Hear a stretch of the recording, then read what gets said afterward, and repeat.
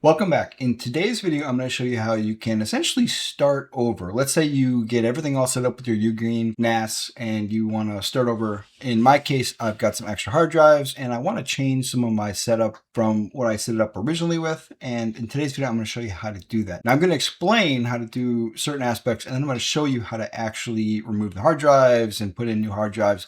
In my case, I installed all 6 terabyte drives from a previous NAS that I have. The price dropped a little bit on some of the larger hard drives, and this was kind of always on my thing to do. And when you do this, you typically have to move everything off of it. I felt that it was a good time to just pull the trigger, buy a couple hard drives, and get started with getting more capacity because I'm already exceeding the capacity of what I've got for storage items. So in my case, it made more sense just to buy a couple hard drives, allow for RAID 5 with the configuration, increase the amount of storage capacity I've got, and then be able to add more hard drives every couple months as the price drops. So I'm going to walk through that in today's video. Now, don't forget, if you like this kind of content, hit that like and subscribe. It really does help the channel grow. All right, let's go ahead and jump right in.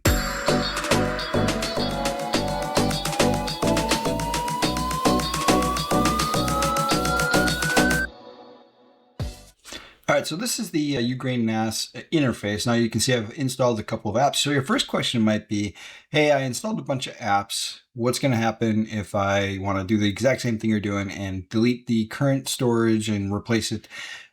So I'm going to walk through all of this here in just a second. So let's walk through my setup right here. I've got 2 unused hard drives, and that is my M.2s. And I was using these as the cache for this. I'm actually going to change the setup of all of this. So that's actually why I'm doing this, is I want to change a lot of things.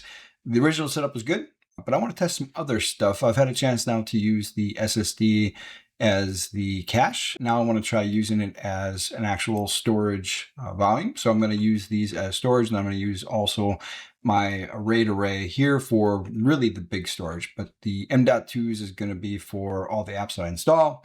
And then I'm going to also potentially use it for some virtual instances and that kind of stuff.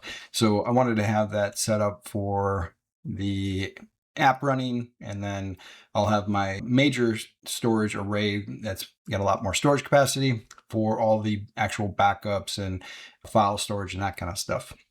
And if we take a look at this in our storage setup here, we can see this. We've got storage pool 1, which is in RAID 5. It's got those 5 6 terabyte drives for a total of 21 terabytes, and it's volume 1.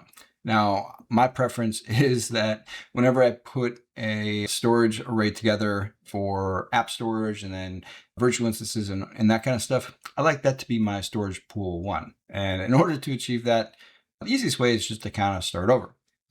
But also, I don't have anything really valuable stored on this right now. I didn't move anything over because I saw the price was coming down a little bit on the hard drives. And I got 20 terabyte hard drives, 3 of them, which is enough for RAID 5. I could take one of these hard drives out and slowly move over to using the 20 terabyte drives. That is a workable option. You can do that.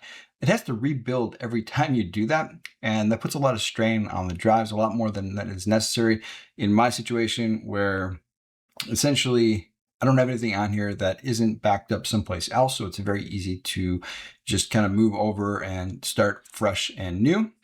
So all I need to really do is, if I go here, if I try to delete here, it's going to say I can't do that because I've got apps installed here. So these apps that I've installed, I put them on here. So I have to get rid of the volume first, and you go to the delete button here, and then it'll ask you if you want to migrate it. If you have another drive, you could put it in here and set it up and then just move everything to a standalone drive. That works. Again, I'm just going to delete everything. And if I delete everything, so if I go ahead and delete everything by clicking this button, it's going to ask me what I want to do with this volume. I want to delete everything, and then it's going to prompt me about the apps next. So it's going to say, I understand that all these have to be uninstalled. I didn't install a lot of apps, but I did install a couple, and all of those are currently on this array. So it's going to have to be uninstalled. Before we do this, I'm going to go ahead and back out of here for a second.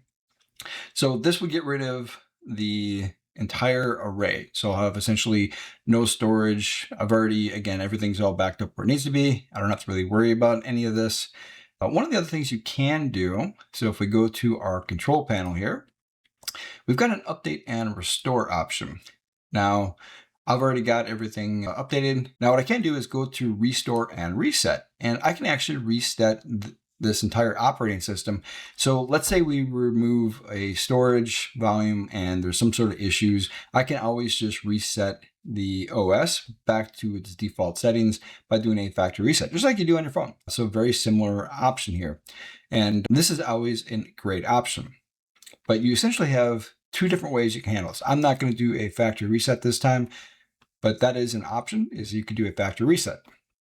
I'm only going to worry about the actual storage array. So we go ahead and delete this volume. And again, we're just going to delete, hit delete. I understand, uninstall all, and then it's going to uninstall all these apps. So I'll have to reinstall these on the new setup once we get to that. Now, depending on how many apps you've installed, this could take a while. As we can see, it's going to take a few minutes here. Now that that volume is deleted, all we have to do is delete the storage pool. And we'll hit delete. And then you'll have to enter your password. And now I have no storage. Now, the best approach now is just to shut this off so that you can take out the old hard drives and put in the new ones. And that's what I'm going to do. There are conflicting information out there where it says you can just take them out and put them while it's running. But in the directions for the actual UGREEN AI NAS, it says to shut everything down in order to do that process. So I'm going to follow the directions provided by the manufacturer for doing that. But there are people out there that have said that you could just leave everything on and do this. Because of where I've got mine stored, it's just easier for me to shut it down and then do the actual swap out and then start everything back up again. So we'll go ahead and shut down and hit the shutdown, and our device is shutting down. All right, so this is my UGREEN AI NAS. Now I've got the first 5 drives with 6 terabyte drives. The first step in moving these over is to remove all these different drives. Now I only have 3, so technically I could leave 3 in here and I could use this as a second storage array, or I could just use them as independent volumes and use them individually. You could use, again, the hard drives you're replacing. If you aren't completely feeling this, I plan to add about a drive per month is kind of the current plan. So I don't think I'm going to use it. I'm just going to take these 5 out and put the new 3 in here. That'll give me essentially 40 terabytes of storage, which is about double what I've currently got. And then each additional one, again, it's going to increase the volume. So I think that's the approach I'm going to use, but you don't necessarily need to use every drive as part of your RAID array, or you could set up multiple RAID arrays. So you have a lot of options with this. Just keep in mind you don't want to mix and match different sizes, because it's going to be the smallest option is essentially what you've got at that point. It's not going to work as well if you've got a mixed match of hard drives. So first step is to remove all of these drives out of here, and then we're going to put the new drives in here.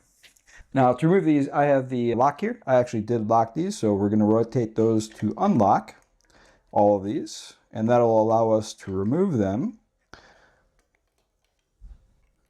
like so. And all we have to do is push them in, and then we can remove the hard drives. And then again, to remove the hard drive, what I have to do is pull this up, and then the hard drive just pops right out.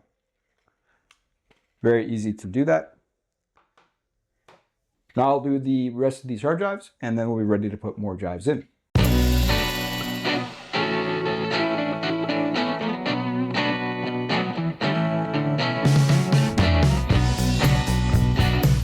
All right, now I've got all of the drives removed, and we've got 3 ready to go for the updated hard drives. And I've left these out to put the 3 replacement drives into these. All right, so I've got 3 20 terabyte Seagate Iron Wolf Pro drives here, and we're going to go ahead and put those in here and then place them into our enclosure and then lock them up again. Again, it's very easy to swap these out. All you have to do is slide them in here and then lock it like so, and there you go. It's that easy. And then again, you just slide them in here, push it all the way in, and then you can shut it. And we'll do the exact same thing with these other drives. Just lock it in, place that in, put it all the way in, and shut it. Very easy process.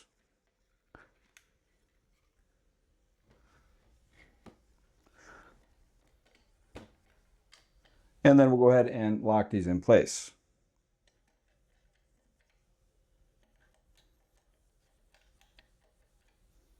And there we go. We have swapped out our old hard drives and put in our new hard drives. It's really just that simple.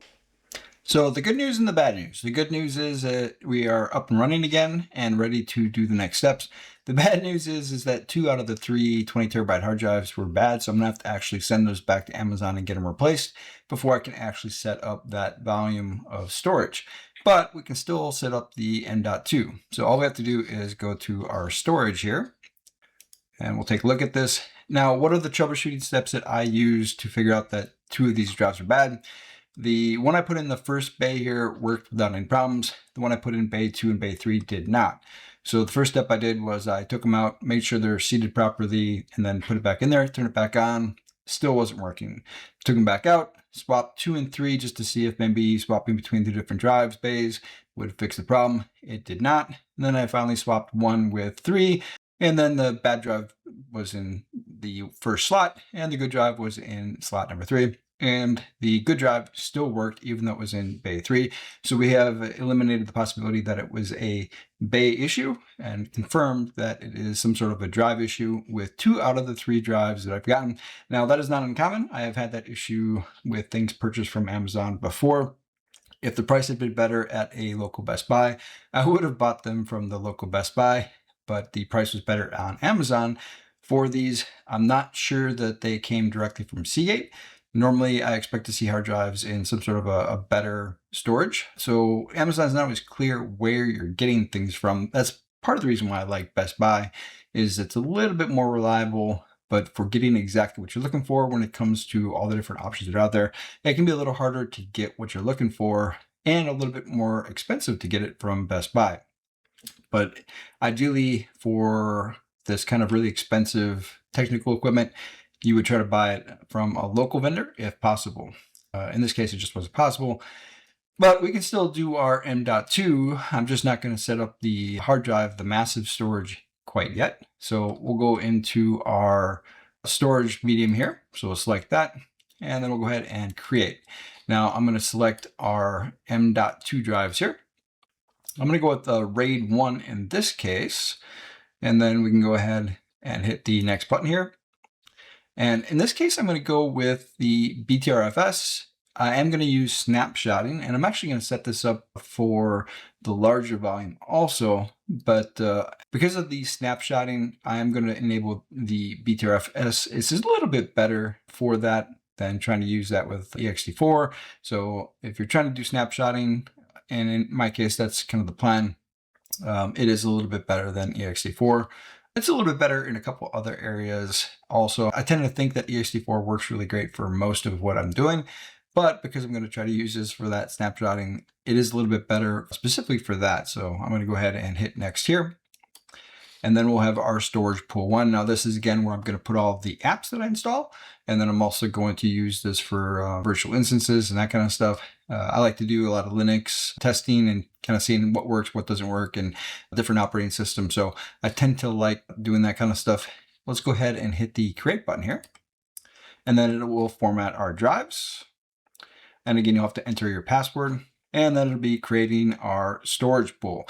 Now at this point, I am ready to actually start doing installs, and I can do all the things that I was planning on doing. I just can't put all of my files into the massive storage volume yet until I get 2 more drives so I can do RAID 5. Hopefully you found this content helpful. Don't forget to hit that like and subscribe button. So even though we had some issues with the actual process here, defective hardware, I think that you'll still get the gist. We'll just do the exact same thing that we just did with the other drives. And here we can see that it's just going to say unused here. And then we've got our storage pool 1 set up and ready to go. That's it for today's video. Until next time.